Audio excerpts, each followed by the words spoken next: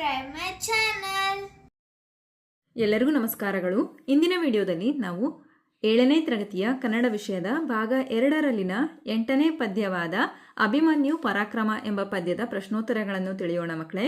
ಈ ಪದ್ಯವನ್ನು ಕವಿ ಕುಮಾರವ್ಯಾಸರು ಬರೆದಿದ್ದಾರೆ. ಕೃತಿಕಾರರ ಪರಿಚಯವನ್ನು ತಿಳಿಯೋಣ. ಕೃತಿಕಾರರ ಪರಿಚಯ. ಕವಿಯ ಹೆಸರು ಕುಮಾರವ್ಯಾಸ. ಇವರ ಮೂಲ ಹೆಸರು ಗದುಗಿನ ನಾರಣಪ್ಪ. ಇವರ ಕಾವ್ಯನಾಮ ಕುಮಾರವ್ಯಾಸ. ಕಾಲ ಸಾಮಾನ್ಯ ಶಕವರ್ಷ 1430. ಇವರ ಜನ್ಮಸ್ಥಳ ಗದಗ ಜಿಲ್ಲೆಯ ಕೋಳಿವಾಡ ಗ್ರಾಮ. ಖ್ಯಾತಿ ರೂಪಕ ಸಾಮ್ರಾಜ್ಯ ಚಕ್ರವರ್ತಿ. ಇವರು ಬರೆದಂತಹ ಕೃತಿಗಳು ಕರ್ನಾಟಕ ಭಾರತ ಕಥಾಮಂಜರಿ, ಗದುಗಿನ ಭಾರತ, ಕನ್ನಡ ಭಾರತ, ಕುಮಾರವ್ಯಾಸ ಭಾರತ ಅಂತಲೂ ಸಹ ಕರೀತಾರೆ. ನಂತರ ಅಭ್ಯಾಸದ ಪ್ರಶ್ನೆಗಳನ್ನು ನೋಡೋಣ ಮಕ್ಕಳೇ. ಮುಖ್ಯ ಪ್ರಶ್ನೆ. ಕೆಳಗಿನ ಪ್ರಶ್ನೆಗಳಿಗೆ ಒಂದು ವಾಕ್ಯದಲ್ಲಿ ಉತ್ತರಿಸಿ. ಮೊದಲ ಪ್ರಶ್ನೆ. ಧರ್ಮರಾಯನಿಗೆ ನಮಸ್ಕರಿಸಿದ ಅಭಿಮನ್ಯು ಹೇಳುವುದೇನು? ಉತ್ತರ. ಅಭಿಮನ್ಯು ಧರ್ಮರಾಯನಿಗೆ ನಮಸ್ಕರಿಸಿ, ನಾನು ಪದ್ಮವ್ಯೂಹವನ್ನು ಭೇದಿಸಿ ಶತ್ರುಗಳನ್ನು ಯಮಪುರಕ್ಕೆ ಕಳುಹಿಸಿ ಯುದ್ಧವನ್ನು ಗೆದ್ದು ಬರುತ್ತೇನೆ. ನೀವು ಚಿಂತಿಸದೆ ನನ್ನನ್ನು ಯುದ್ಧಕ್ಕೆ ಕಳುಹಿಸಿಕೊಡಿ ದೊಡ್ಡಪ್ಪ ಎಂದು ಹೇಳುವನು. ಪ್ರಶ್ನೆ 2. ಅಭಿಮನ್ಯುವಿನ ಮಾತನ್ನು ಕೇಳಿ ಧರ್ಮರಾಯ ಏನು ಹೇಳುತ್ತಾನೆ? ಉತ್ತರ. ಅಭಿಮನ್ಯುವಿನ ಮಾತನ್ನು ಕೇಳಿ ಧರ್ಮರಾಯ ಅಭಿಮನ್ಯುವನ್ನು ಬಿಗಿದಪ್ಪಿ, ಮಗು, ನೀನಿನ್ನೂ ಚಿಕ್ಕವನು, ನಿನಗೆ ಘನ ಪೌರುಷವಿದೆ, ಆದರೆ ಶತ್ರು ಸೈನ್ಯದಲ್ಲಿರುವವರು ಅಸಮಬಲರು, ಯುದ್ಧದಲ್ಲಿರುವವರು ಅತಿರಥ ಮಹಾರಥರು, ಅವರನ್ನೆಲ್ಲ ನೀನು ಹೇಗೆ ಎದುರಿಸುತ್ತೀಯ ಎಂದು ಹೇಳುತ್ತಾನೆ. ಪ್ರಶ್ನೆ 3. ಧರ್ಮರಾಯನ ಮಾತಿಗೆ ಅಭಿಮನ್ಯು ಕೊಟ್ಟ ಉತ್ತರವೇನು? ಉತ್ತರ. ಧರ್ಮರಾಯನ ಮಾತಿಗೆ ಅಭಿಮನ್ಯು, ಅವರೆಲ್ಲ ಮೃಗಜಲದಂತೆ, ಹರಿಯುವ ತೊರೆಗೆ ಹರುಗೋಲನ್ನು ಇಡಲು ಸಾಧ್ಯವೇ? ಲೆಪ್ಪ ಉರುಗನ ಹಿಡಿಯಲು ಗರುಡ ಮಂತ್ರ ಬೇಕೇ? ಮೋಸದ ಚಕ್ರವ್ಯೂಹವನ್ನು ಭೇದಿಸಲು ನಾನು ಹೆದರುವುದಿಲ್ಲ. ನನ್ನನ್ನು ಯುದ್ಧಕ್ಕೆ ಕಳುಹಿಸಿಕೊಡಿ, ನಾನು ಯುದ್ಧವನ್ನು ಗೆದ್ದು ಬರುತ್ತೇನೆ ಎಂದು ಹೇಳುವನು.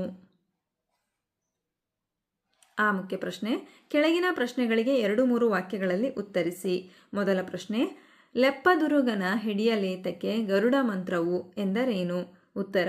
ಹಾವನ್ನು ಹಿಡಿಯಲು ಗರುಡ ಮಂತ್ರವನ್ನು ಬಳಸುತ್ತಾರೆ. ವಿಗ್ರಹಗಳನ್ನು ಮಾಡಲು ಬಳಸುವ ಎರಕದಿಂದ ಮಾಡಿದ ಹಾವನ್ನು ಹಿಡಿಯಲು ಗರುಡ ಮಂತ್ರದ ಅವಶ್ಯಕತೆ ಇಲ್ಲ ಎಂದು ಸೂಚಿಸುವುದಾಗಿದೆ. ಪ್ರಶ್ನೆ 2. ನಿಮ್ಮಡಿಯಾಲಿಗಳಿಗೆ ಔತಣ ಇಕ್ಕುವನು ಎಂದು ಅಭಿಮನ್ಯು ಹೇಳಲು ಕಾರಣವೇನು? ಉತ್ತರ. ಅಭಿಮನ್ಯು ಧರ್ಮರಾಯನಿಗೆ, ಗಾಳಿ ಬೆವರುವುದಿಲ್ಲ, ಬೆಂಕಿಯ ಜ್ವಾಲೆ ಹಿಮಕ್ಕೆ ಹೆದರುವುದಿಲ್ಲ, ಇಂತಹ ಸ್ಪರ್ಧಾತ್ಮಕ ಯುದ್ಧಕ್ಕೆ ನನ್ನನ್ನು ಬಾಲಕನೆಂದು ಪರಿಗಣಿಸದೆ ಆತಂಕವನ್ನು ಮಾಡಿಕೊಳ್ಳದೆ ನನಗೆ ಅಪ್ಪಣೆ ಕೊಡಿ, ಶತ್ರುಗಳನ್ನು ಸಾಯಿಸಿ ನಿಮ್ಮ ಕಣ್ಣುಗಳಿಗೆ ಔತಣ ಕೂಟವನ್ನು ಇಕ್ಕುವೆ ಎಂದು ಹೇಳುತ್ತಾನೆ. ಪ್ರಶ್ನೆ 3. ವೈರಿ ವ್ಯೂಹದೊಳಗೆ ಇರುವ ವೀರರು ಯಾರು? ಉತ್ತರ. ವೈರಿ ವ್ಯೂಹದೊಳಗೆ ಇರುವ ವೀರರು ಕೃಪ, ಗುರುನಂದನನಾದ ಅಶ್ವತ್ಥಾಮ, ಕರ್ಣ, ಭೂರಿಶ್ರವ ಮತ್ತು ಜಯದ್ರಥ. ಈ ಮುಖ್ಯ ಪ್ರಶ್ನೆ. ಕೆಳಗಿನ ವಾಕ್ಯಗಳನ್ನು ಯಾರು ಯಾರಿಗೆ ಹೇಳಿದರು ತಿಳಿಸಿ. ಮೊದಲ ವಾಕ್ಯ. ಶಿಶುವು ನೀನೆಲೆ ಮಗನೇ, ಕಾದುವರ ಸಮಬಲರು ಕಣ. ಆಯ್ಕೆ. ಈ ವಾಕ್ಯವನ್ನು ಕುಮಾರವ್ಯಾಸರು ಬರೆದಿರುವ ಅಭಿಮನ್ಯು ಪರಾಕ್ರಮ ಎಂಬ ಪದ್ಯದಿಂದ ಆರಿಸಿಕೊಳ್ಳಲಾಗಿದೆ. ಈ ಮಾತನ್ನು ಯಾರು ಹೇಳ್ತಾರೆ ಮಕ್ಕಳೇ? ಈ ಮಾತನ್ನು ಧರ್ಮರಾಯ ಹೇಳಿದನು. ಯಾರಿಗೆ ಹೇಳ್ತಾರೆ? ಅಭಿಮನ್ಯುವಿಗೆ ಹೇಳಿದನು. ನಂತರ 2ನೆಯ ವಾಕ್ಯ. ಕೊಡಗ ಮಗನ ಕುಮಂತ್ರ ದೊಡ್ಡಿನ ಕಡಿತ ಕಾನಂಜುವೆನೆ. ಆಯ್ಕೆ. ಈ ವಾಕ್ಯವನ್ನು ಕುಮಾರವ್ಯಾಸರು ಬರೆದಿರುವ ಅಭಿಮನ್ಯು ಪರಾಕ್ರಮ ಎಂಬ ಪದ್ಯದಿಂದ ಆರಿಸಿಕೊಳ್ಳಲಾಗಿದೆ. ಈ ಮಾತನ್ನು ಯಾರು ಹೇಳ್ತಾರೆ ಮಕ್ಕಳೇ? ಈ ಮಾತನ್ನು ಅಭಿಮನ್ಯು ಹೇಳಿದ. ಯಾರಿಗೆ ಹೇಳಿದ? ಧರ್ಮರಾಯನಿಗೆ ಹೇಳಿದ. 3ನೆಯ ವಾಕ್ಯ. ನೀ ಗೆಲುವಂದವೆಂತೈ ಸಮರವಿದು ಸಾಮಾನ್ಯವಲ್ಲೆಂದ. ಆಯ್ಕೆ. ಈ ವಾಕ್ಯವನ್ನು ಕುಮಾರವ್ಯಾಸರು ಬರೆದಿರುವ ಅಭಿಮನ್ಯು ಪರಾಕ್ರಮ ಎಂಬ ಪದ್ಯದಿಂದ ಆರಿಸಿಕೊಳ್ಳಲಾಗಿದೆ. ಈ ಮಾತನ್ನು ಯಾರು ಹೇಳ್ತಾರೆ ಮಕ್ಕಳೇ? ಈ ಮಾತನ್ನು ಧರ್ಮರಾಯ ಹೇಳಿದ. ಯಾರಿಗೆ ಹೇಳಿದ? ಅಭಿಮನ್ಯುವಿಗೆ ಹೇಳಿದ. ನಂತರ 4ನೆಯ ವಾಕ್ಯ. ಬಾಲನಿವನೆನ್ನದಿರು ದುಗುಡವ ತಾಳಲಾಗದು ಬೊಪ್ಪ. ಆಯ್ಕೆ. ಈ ವಾಕ್ಯವನ್ನು ಕುಮಾರವ್ಯಾಸರು ಬರೆದಿರುವ ಅಭಿಮನ್ಯು ಪರಾಕ್ರಮ ಎಂಬ ಪದ್ಯದಿಂದ ಆರಿಸಿಕೊಳ್ಳಲಾಗಿದೆ. ಈ ಮಾತನ್ನು ಯಾರು ಹೇಳ್ತಾರೆ ಮಕ್ಕಳೇ? ಈ ಮಾತನ್ನು ಅಭಿಮನ್ಯು ಹೇಳಿದನು. ಯಾರಿಗೆ ಹೇಳಿದನು? ಧರ್ಮರಾಯನಿಗೆ ಹೇಳಿದನು. ಈ ಮುಖ್ಯ ಪ್ರಶ್ನೆ. ಅ ಪಟ್ಟಿಯಲ್ಲಿನ ಪದಗಳಿಗೆ ಆ ಪಟ್ಟಿಯಲ್ಲಿ ಅರ್ಥ ನೀಡಲಾಗಿದೆ. ಪಟ್ಟಿಗಳ ಪದಗಳನ್ನು ಹೊಂದಿಸಿ ಬರೆಯಿರಿ. ಅದಟು, ಪರಾಕ್ರಮ, ಸೈರಿಸಲಾಪೆ ತಡೆದುಕೊಳ್ಳಲು ಸಾಧ್ಯ. ಸೈರಿಸಲಾಪೆ ತಡೆದುಕೊಳ್ಳಲು ಸಾಧ್ಯ. ಅಮ್ಮೆನು ಸಾಧ್ಯವಾಗುವುದಿಲ್ಲ. ಅಸದಳ ಅಸಾಧ್ಯ. ಖಂಡಿಗೆಳೆ ನಾಶ ಮಾಡು. ನೇಮ ಅಪ್ಪಣೆ. ಈ ವಾಕ್ಯವನ್ನು ಹೊಸಗನ್ನಡಕ್ಕೆ ಪರಿವರ್ತಿಸಿ ಭಾಷೆಯಲ್ಲಾದ ಬದಲಾವಣೆಗಳನ್ನು ಗುರುತಿಸಿ ಅಂತ ಕೊಟ್ಟಿದ್ದಾರೆ ಮಕ್ಕಳೇ, ಗಮನಿಸಿ.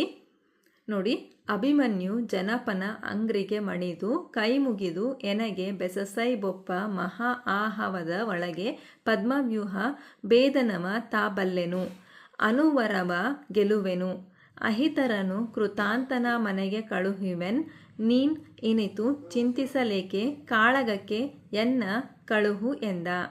ಇದನ್ನು ಹೊಸಗನ್ನಡಕ್ಕೆ ಪರಿವರ್ತಿಸ್ಬೇಕು ಮಕ್ಕಳೇ.